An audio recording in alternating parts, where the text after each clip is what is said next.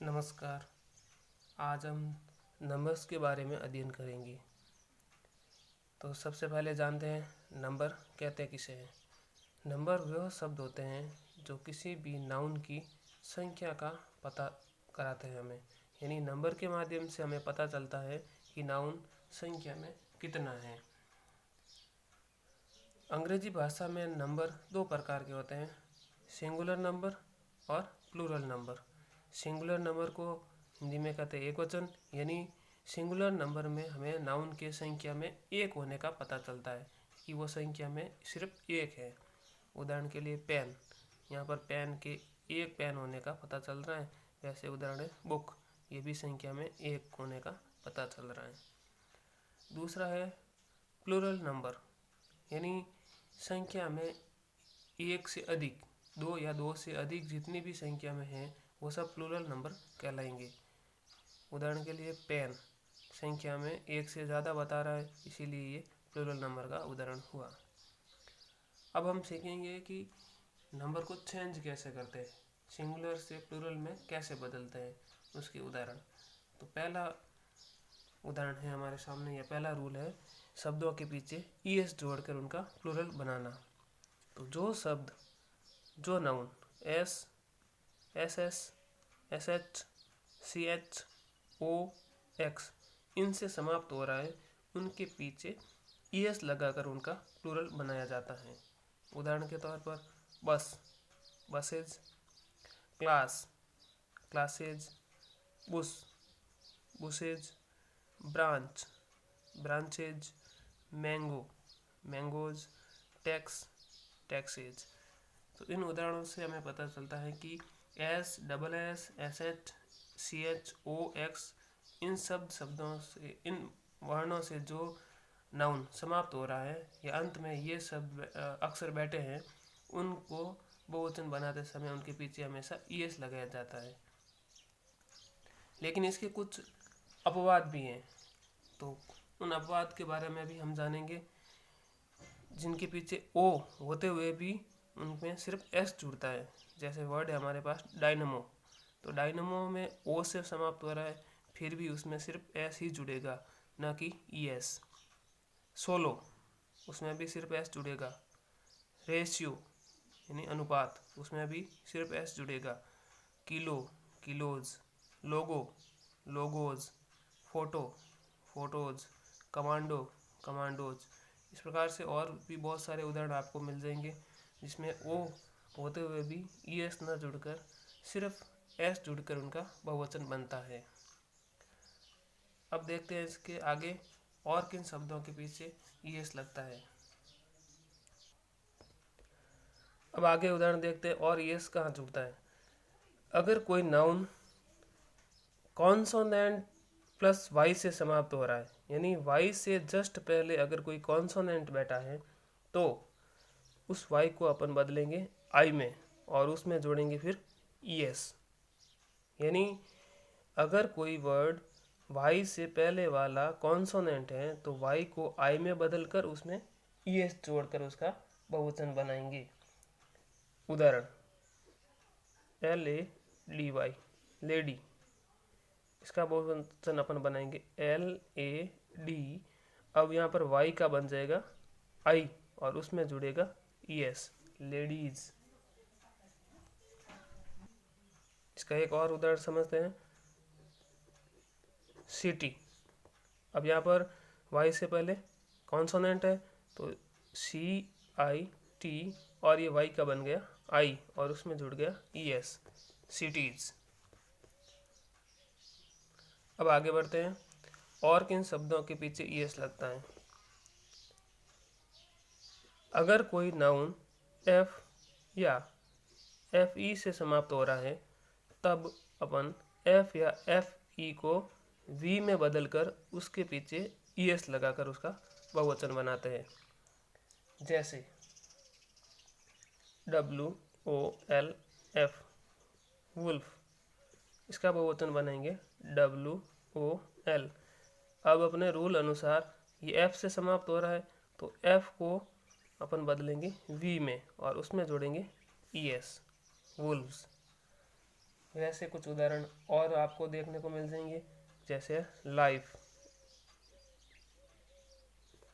F E से समाप्त हो रहा है तो अपने नियम अनुसार एल आई और एफ ई का बना वी और उसमें जुड़ गया ई एस, लाइव्स।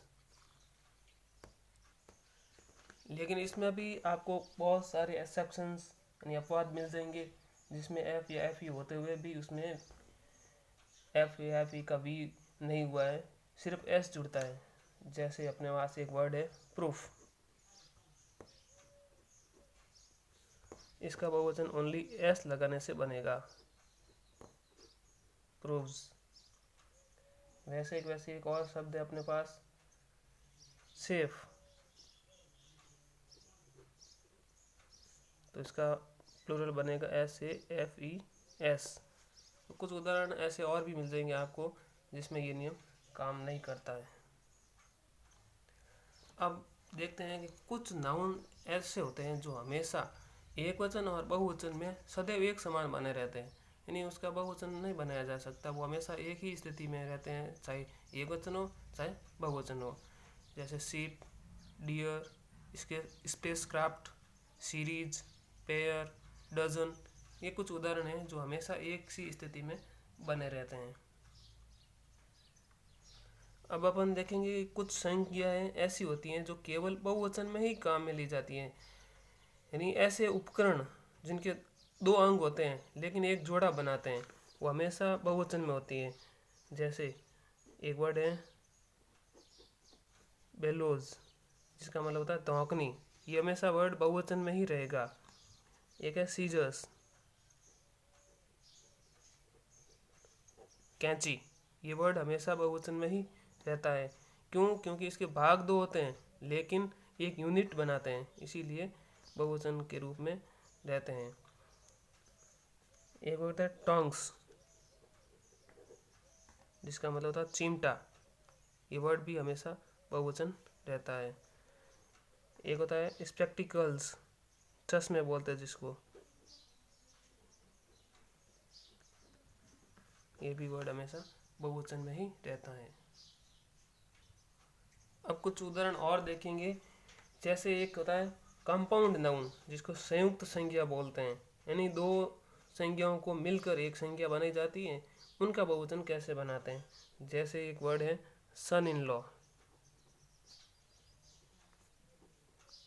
तो ऐसे जो कंपाउंड नाउन होते हैं उनका बहुवचन बनाते समय ध्यान रखना है जो मुख्य संज्ञा है, यानी सन, ये जो मुख्य संज्ञा है उसके अंदर अपन एस ई एस जो भी रूल अनुसार है, नियम अनुसार है, वो जोड़कर उसका बहुवचन बनाते हैं, तो इसका बनेगा सन्स इन लॉ। वैसे एक उदाहरण और है अपने पास कमांडर इन चीफ,